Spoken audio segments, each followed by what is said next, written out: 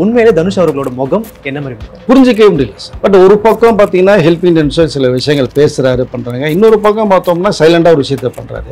ஒரு விஷயத்தை இப்படி பண்ணி இன்னொரு விஷயத்தை இப்படி பண்றது போது புரிஞ்சிக்கவே முடியல அவர்.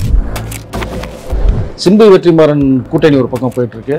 அந்த நேரத்துல உடனே படம் பண்ணணும், இமிடியேட்டா பண்ணணும்னு சொல்லி பொறுத்தல டேரக்டர் கூட ஒரு படம் பண்றாரு. இந்த படம் ரிலீஸ் ஆகிற சமயத்தில் அதே டைம்ல அது ரிலீஸ் பண்ண போறாங்க. அப்ப இருந்து என்ன தெரியுது நமக்கு, அதை போட்டி இருந்தா பரவாயில்ல, இது பொறாம இருக்கிறது மாதிரி தான் என்னுடைய பார்வைக்கு தெரியுது. பட் இது 4000 கோடி அப்படிங்கிறதெல்லாம் வந்து கண்டிப்பாக ஒத்துக்கவே முடியாது. என்ன நீங்கள் ஹைடெக் டெக்னாலஜி ஏஐ வச்சு நீங்கள் வந்து மாடலை காமிச்சா கூட அந்த அளவுக்குலாம் வாய்ப்பே கிடையாது. இப்போ எல்லா படமே அனிருத்னா 15 கோடி ரூபாய்க்கு மேலே வாங்குறாரு. கமிட்மெண்ட்ஸ் அதிகமாக போகுது, சொன்ன டயத்துக்கு அவனால் பண்ண முடியலைங்கும் போது 15 கோடி கொடுத்து பண்ணுறதுக்கு போல ஒரு 2 கோடி ரூபா கொடுத்து இன்னொரு மியூசிட்டை இறக்கலாம் அப்படிங்கிற ஒரு எண்ணம் கண்டிப்பாக தயார் பண்ணது போகும். அப்போது புதுசாக ஒருத்தர் வந்தால் நல்லா இருக்குன்னு ஃபீல் பண்ணுறாங்க. சாய் அபயங்கர் வந்து அவரும் வந்து இசை வந்து குடும்பத்துல இருந்து தான் வந்து வருவாங்க. அப்பா அம்மா பெரிய சிங்கர். பட் அவருடைய திறமை இருக்குன்னு நிறைய காமிச்சிட்டார். அது திரைமறைக்கு பின்னாடி பண்றதுனால அவங்க பேர் வராது, அங்க அனிருத் பேர் தான் வரும். இப்ப இவர் வெளியில வந்து பண்ணும்போது இவருடைய பேர் இப்போ வரும்.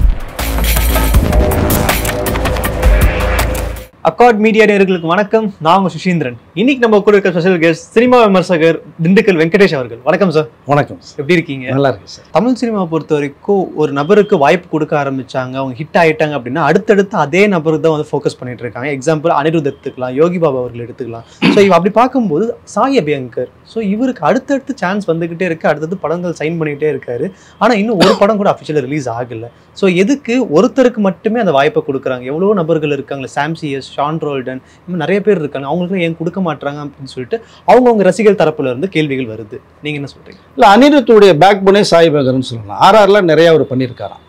அப்போ எப்படி வந்து ஏஆர் ரஹ்மான் வந்து இளையராஜா கிட்ட இருக்கும்போது கீபோர்டு ஆர்டிஸ்டா இருந்து அப்போ ஒரு பிரச்சனை வந்து உருவாகும் போது கேபிக்கும் இளையராஜாவுக்கும் சில பிரச்சனைகள் உருவாகுது. அதனுடைய விளைவு தான் வந்து பம்பாய் மணிரத்னம் பண்ணும்போது மணிரத்னத்துக்கும் இளையராஜாவுக்கும் சில ப்ராப்ளம் உருவாகுது. அப்போ என்ன பண்ணலாங்கும் போது தான் அடுத்த ஒரு இசையமைப்பாளரை தூக்கர் பார்க்குறாங்க. அப்போ திலீப் அப்படிங்கிற நம்ம ரகுமான் இப்போ கீபோர்டில் இளையராஜா கிட்ட கீபோர்டு கிங்காக இருக்காருங்க. அவருடைய RRல மிகப்பெரிய ஸ்கோர் பண்ணுறாரு. அப்போ ரகுமானுக்கு வாய்ப்பு கொடுப்போம். திலீப்ன்ற அந்த கேரக்டர் இந்த ரகுமானா இந்த பேர் மாறுது, வர்றாரு பம்பாய், சூப்பர் டூப்பர் சாங் கொடுத்தார் RRல. ஸோ அதே மாதிரி தான் இப்போ அனிருத் என்ன பீக்கில் ரொம்ப எல்லா படமே அனிருத்னா அவர் பண்ணுறதுக்கு படங்கள் நிறைய சம்பளம் ஏகப்பட்ட 15 கோடி ரூபாய்க்கு மேலே வாங்குறாரு. கமிட்மெண்ட்ஸ் அதிகமாக போகுது, சொன்ன டயத்துக்கு அவனால் பண்ண முடியலைங்கும் போது அப்போ இவருக்கு 15 கோடி கொடுத்து பண்ணுறதுக்கு போல ஒரு 2 கோடி ரூபா கொடுத்து இன்னொரு மியூசிட்டை இறக்கலாம் அப்படிங்கிற ஒரு எண்ணம் கண்டிப்பாக தயார் பண்ணது போகும். அப்போ அடுத்த கேரக்டரில் இருக்கா, நீங்கள் சொன்னது மாதிரி சாம்சிஎஸ் இருக்காங்க, நிறைய பேர் இருக்காங்க, சந்தோஷ் நாராயண் இருக்காங்க கூட. அவங்க எல்லாமே ஓரளவு பண்ணிட்டாங்க படங்கள். மிகப்பெரிய அளவில் வந்து அவங்க ஃபோக்கஸ் பண்ண முடியல. ஸோ லிஸ்ட்டில் இருக்காங்க. அப்போது புதுசாக ஒருத்தர் வந்தால் நல்லா இருக்குன்னு ஃபீல் பண்ணுறாங்க. இப்போ சாய் அபயங்கர் வந்து அவரும் வந்து இசை வந்து குடும்பத்தில் இருந்து தான் வந்து வருவாங்க. அப்பா அம்மா பெரிய சிங்கர். ஸோ அந்த இன்வால்மெண்ட் அவருக்குள்ள நிறைய பிளட்லேயே ஓடிட்டு இருக்கு.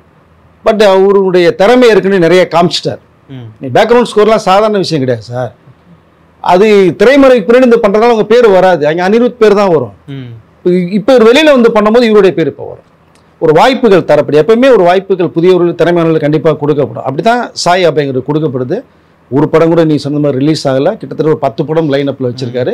எல்லாமே பிக் ஸ்டார் படங்கள், பெரிய பட்ஜெட் படங்கள். அவர் மேலே எந்த அளவுக்கு ஒரு நம்பிக்கை இருந்து இந்த படங்கள் கொடுத்துருப்பாங்க. கண்டிப்பாக ஒரு படம் வரும்போது பேசப்பட்டுச்சுன்னா அவருடைய ரேஞ்சு வேறு மாதிரி இருக்கும். நேற்று இளையராஜா, அடுத்து ரகுமான், அப்புறம் இவர் அனிருத், இப்போ சாய் அபயங்கர். இதுக்கு பின்னாடி இன்னொரு மியூசிக் பின்னாடி வரலாம். ஸோ லைனப் தான் அது. அதனால் சாய் அபயங்கருடைய திறமையை வந்து எல்லாருக்குமே தெரியும். தனுஷ் அவர்கள் என்னதான் பயங்கர பிஸியா இருந்தாலும் அவர் மேல வந்து குற்றச்சாட்டுகள் அங்கங்க பரவிட்டு தான் இருக்கு, வச்சுக்கிட்டு தான் இருக்காங்க. எங்களுக்கு NOC கொடுத்துருக்காரு, இல்லை எங்களுக்கு கொடுக்கல அப்படின்ற மாதிரி இன்னொரு தரப்பு பேசிட்டு இருக்காங்க. இன்னொரு பக்கம் நயன்தாரா அவர்கள் அவங்களை டார்கெட் பண்ணி சோஷியல் மீடியாவில் வந்து பேட் நேம் கிரியேட் பண்ணணும் அப்படின்னு சொல்லிட்டு அவங்க தனியாக தனிப்படையை வச்சு ஏதோ பண்ணிட்டு இருக்கிறதா பேச்சுகள் போயிட்டு இருக்கு. அதுவும் உண்மையா என்னன்னு தெரியல. ஆனா இப்போ வந்து ஷூட்டிங் ப்ராப்பர்ட்டிக்கு வந்து அந்த செட்டில் வந்து கொடுத்து ஷூட்டு கொடுக்குறாரு அப்படின்ற மாதிரி ஃப்ரீயாக கொடுக்குறாரு அப்படின்ற மாதிரி பேச்சுக்கள் போயிட்டு இருக்கு. இன்னொரு பக்கம் விஜய் சித்து அவர்களுக்கு வந்து அந்த VIP டைட்டில் கார்டை வந்து நீங்கள் படத்துக்கு டயங்கரம் படத்துக்கு யூஸ் பண்ணிக்கலாம் அப்படின்ற மாதிரி கொடுத்துருக்காரு. உண்மையிலே தனுஷ் அவர்களோட முகம் என்ன மாதிரி முகம் புரிஞ்சிக்கவே முடியல சார். தனுஷோடைய முகம் வந்து 2 முகம் வச்சுருக்காருன்னே உண்மையிலே தெரியல. பட் ஒரு பக்கம் பார்த்தீங்கன்னா ஹெல்பிங் இன்சூரன்ஸ் சில விஷயங்கள் பேசுகிறாரு, பண்ணுறாங்க. இன்னொரு பக்கம் பார்த்தோம்னா சைலண்டாக ஒரு விஷயத்த பண்ணுறாரு. வெற்றிமாறன்ட்ட கேட்ட 20 கோடி கூட கன்ஃபார்மான விஷயம் தான், அதில் மாற்றுக்கிறதே கிடையாது. சரி, அது ஒரு பக்கம் இருக்கட்டும். வெற்றிமாறன் அதை இப்போதைக்கு வந்து க்ளோஸ் பண்ணி வச்சிருக்காரு. தனுஷ் அடிக்கிறதுக்கு நயன்தாரா குரூப் ஒரு பக்கம் பிளான் பண்ணி ஒரு மேட்ரு பேசிட்டு இருக்காரோ அது உண்மையான செய்தி தான். இந்த பக்கம் சுசிலிக்ஸி தனுஷ் அடிக்கிறாங்க. டோட்டலாக ஒரு பக்கம் அடிக்கிறாங்கன்னா அவரு இன்னொரு பக்கம் திரும்பி அடிக்கிறாரு. ஸோ இப்படி 2 முகத்தோட தனுஷ் ட்ராவல் பண்ணுறாரு. பட் விஐபி டைட்டில் டயங்கிராம் படத்துக்கு கொடுக்குறாரு அப்படிங்கும்போது ஒரு விஷயத்தை இப்படி பண்ணி இன்னொரு விஷயத்தை இப்படி பண்ணுறது போது புரிஞ்சிக்கவே முடியல, அவரை டோட்டலாகவே புரிஞ்சிக்க முடியல. ரெண்டாவது பார்த்தீங்கன்னா அவருடைய செட்டு வந்து கொடுக்கப்பட்டதாக ஒரு தகவல் வந்தது. பட் அவர் நாலேஜ் பிரகாரம்லாம் அது கொடுக்க கிடையாது. அது சில விஷயங்களால் எடுக்கப்பட்டுச்சு. அப்புறம் போனதுக்கப்புறம் அவர் வந்து நான் ஒன்றும் சொல்லலைங்கிற மாதிரியான ஒரு தகவலை சொன்னதாகவும் வந்து எனக்கு ஒரு தகவல் வந்துச்சு அது. ஸோ அதனால் வந்து அவர் ஒரு மிகப்பெரிய குழப்பத்தில் தான் ட்ராவல் ஆகிட்டு இருக்காரு. ஏன்னா குபேராங்கிற படம் இங்கே ஃப்ளாப் ஆகிடுச்சு. சிம்பு வெற்றிமாறன் கூட்டு ஒரு பக்கம் போகுது, கூட்டணி ஒரு பக்கம் போயிட்டுருக்கு. இப்போ அந்த நேரத்திலலாம் உடனே படம் பண்ணணும், இம்மிடியட்டாக பண்ணணும்னு சொல்லி இவங்க 2 பேர் ட்ராவல் பண்ணும்போது விக்னேஷ் ராஜாவை கூப்பிட்டு டக்குன்னு போர்த்துலி டேரக்டர் கூப்பிட்டு ஒரு படம் பண்ணுறாரு. அது ஷூட்டிங் போகுது. இந்த படம் ரிலீஸ் ஆகிற சமயத்தில் அதே டைமில் அது ரிலீஸ் பண்ண போகிறாங்க. அப்போ இருந்து என்ன தெரியுது நமக்கு, அதை போட்டி தான். எஸ், போட்டி இருந்தால் பரவாயில்ல, இது பொறாமல் இருக்கிறது மாதிரி தான் என்னுடைய பார்வைக்கு தெரியுது. பட் இருந்தாலும் தனுஷ் ஒரு நல்ல ஆக்டர், 2 தடவை தேசிய விருது பெற்றவர் தான். பட் அவர் எந்த ரூட்டில் போகிறாங்கிறது மிகப்பெரிய குழப்பமாகவே தான் இருக்குது. ராமாயணம் சொல்லிட்டு ஒரு பெரிய பட்ஜெட்டில் ஒரு படம் ரெடி ஆகிட்டு இருக்கு, பார்ட் 1 பார்ட் 2. அந்த படத்தோட பட்ஜெட் வந்து 4000 கோடின்னு சொல்கிறாங்களே, உண்மையா? அது உலகம் பூரா பண்ணுறதுக்கான ஒரு விஷயமான ஒரு ஸ்கிரிப்டை எடுத்து பண்ணிகிட்டு இருக்காங்க. பட் 4000 கோடி ஆகிறதுக்கான வாய்ப்புகள் கம்மி. ஏன்னா ஹாலிவுட் படமே நீங்கள் பார்த்தீங்கன்னா டைட்டானிக்கெல்லாம் அவ்வளோ பிரம்மாண்டம், கடல்லே வந்து 10,000-20,000 ஏக்கரில் வாங்கி தண்ணியை ஃபுல் பண்ணி அந்த டைட்டானிக் ஷிப்பை ஒன்று வச்சு தான் அது செட்டு. டைட்டானிக் படம் பூரா செட்டு, அது ஷீப் ஃபுல்லாகவே. ஸோ அதுக்கு எடுக்கப்பட்ட படமே கம்மி தான். அவதாரம் பெரிய அந்தளவுக்குலாம் பெரிய மில்லியனில் போகலை. பட் இது 4000 கோடி அப்படிங்கிறதெல்லாம் வந்து கண்டிப்பாக ஒத்துக்கவே முடியாது. என்ன நீங்கள் ஹைடெக் டெக்னாலஜியை வச்சு நீங்கள் வந்து மாடலை காமிச்சா கூட அந்த அளவுக்குலாம் பெரிய வாய்ப்பே கிடையாது. அவங்க ஒரு விஷயத்தை ஃபோக்கஸ் பண்ணுறாங்க, அவ்வளோதான். பெரிய ஸ்டார் காஸ்ட் நீங்கள் சொல்கிற அளவுக்கு யாரா டாம் க்ரூஸ் இருக்காரா, வில் ஸ்மித் இருக்காரா, ஆக்ட் பண்ணிருக்காரா, இது பண்ணி கிடையாது. சாதாரண ரன்வீர் கபூர் இருக்காங்க, சாய் பல்லவி பண்ணுறாங்க, எஸ் இருக்கார், ராவணனா அவர் பண்ணுறாரு. பட் இதுதான். பட் மேக்கிங் அந்த படம் வேற ஒரு டைப்பில் இருக்கும். நீங்கள் இது வரைக்கும் நீங்கள் பார்த்த ராமாயணம் டிவி சீரியலில் பார்த்துருப்பீங்க.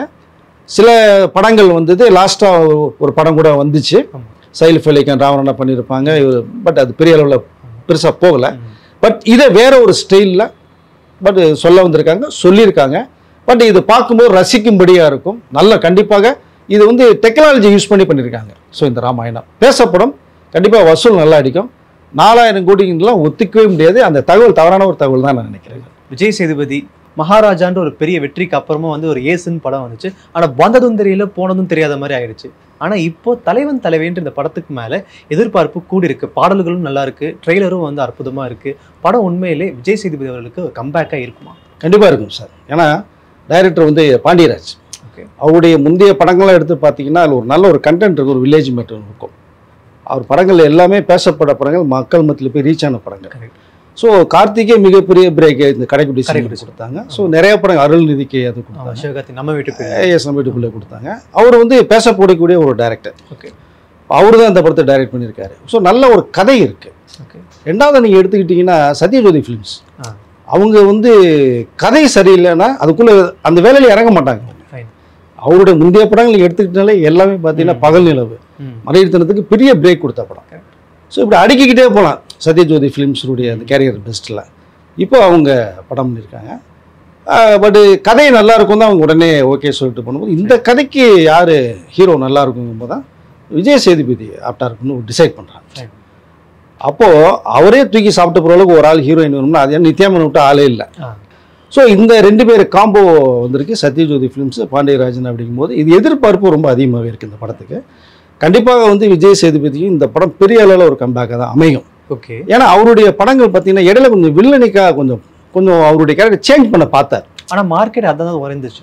எஸ், இல்லை குறைஞ்சதுன்னு சொல்ல முடியாது. பட் அதுலேயும் அவர் பண்ண படங்கள் எல்லாமே ஹிட்டு தான். இந்த வில்லனிசம் பண்ண எல்லா படமே ஹிட்டு. தெலுங்கில் பண்ண உப்பனாலாம் சூப்பர் டூப்பர் ஹிட் உங்களுக்கு அதை. ஸோ இப்படி நிறையா படங்கள் ஹிந்தியில் வெப் சீரிஸ் ஒன்று பண்ணாங்க, அது மெகா ஹிட். அது எஸ், மெகா ஹிட் அது. ஸோ அப்புறம் தமிழில் நீங்கள் எடுத்துக்கிட்டிங்கன்னா பேட்டை அண்டு மாஸ்டர், விக்ரம், இப்படி எடுத்துக்கலாம். பட் இந்த ஹீரோயிஸ்டுக்குள்ளே வந்து கொஞ்சம் மிஸ் பண்ணார் அவர். நம்ம நேயர்களுக்காக நிறையா சொன்னீங்க சார். நன்றி.